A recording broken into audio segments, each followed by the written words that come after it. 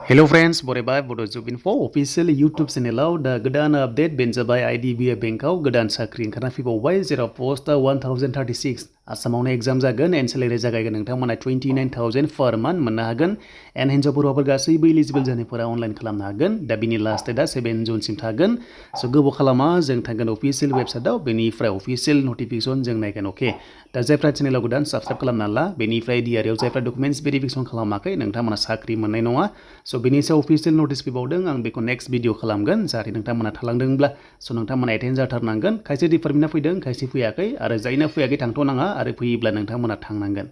दा जों नैबे अफिसियेल वेबसाइटआव फैबाय एन्ड बेनिफ्राय गोबाव खालामा लिंकआ डिसक्रिप्सनाव दङ नोंथांमोना अनलाइन खालामनो हासिगोन आरो बिनि जोङो पिडिएफ फाइलखौ नायनोसै जे बे पस्ट एप्लाइ खालामबा बेसेबां क्राइटेरिया नांगौ आं बेवहाय डाउनलड खालामखानाय दङ स' नोंथांमोना बेयाव डाउनलड खालामखानायखौ नायनो हागोन दा नै बे जाबाय अफिसियेल नटिफिकेसन नाथाय बे पस्टआ कन्ट्रेक्ट जब जागोन स' नोंथांमोना कन्ट्रेक्टसुवेल हिसाबै साख्रि मावनो हागोन एन्ड बे पस्टआ जाबाय एक्जिकिउटिभ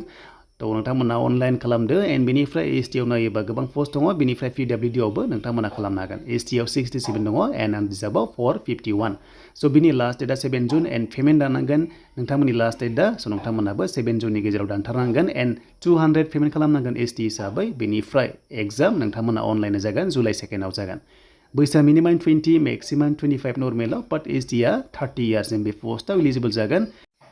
स' बेनिफ्राय क्वालिफिकेसन होनोब्ला सिम्पल डिग्री पास अके जेबो पार्सेन्ट नाङा डिग्री पास जानाय लोगो लोगो नोंथांमोना हागोन जायफ्रा डिग्री पास जाबाय रिसेन्टलि नोंथांमोनाबो हागोन एन्ड नोंथांमोननि कन्ट्रेक्ट जब बियो बे पस्टआ कन्ट्रेक्चुवेल फार्स्टआव 1 इयार मावग्रोनो मोनगोन बेनिफ्राय बारायबाय थागोन आरो दा फार्स्टआव स्टार्टिं इयारावहाय सेलेरि होगोन नोंथांमोननो सेलेक्ट जायोबा बेनो जाबाय 29000 पर मान्थ मोनगोन एन्ड सेकेन्ड इयाराव नोंथांमोनाहाय 31 एन्ड बेनिफ्राय थार्ड इयारावहाय 34000 पर मान्थ नोंथांमोना मोनलांबाय थागोन आरो जुदि पारफरमेन्सआ मोजांबा नोंथांमोनाहाय बारायलांबाय थागोन एक्सटेनसन जागोन बेनिफ्राय एसिस्टेन्ट मेनेजारबो मोनगोन होननानै लिरनाय दंखायो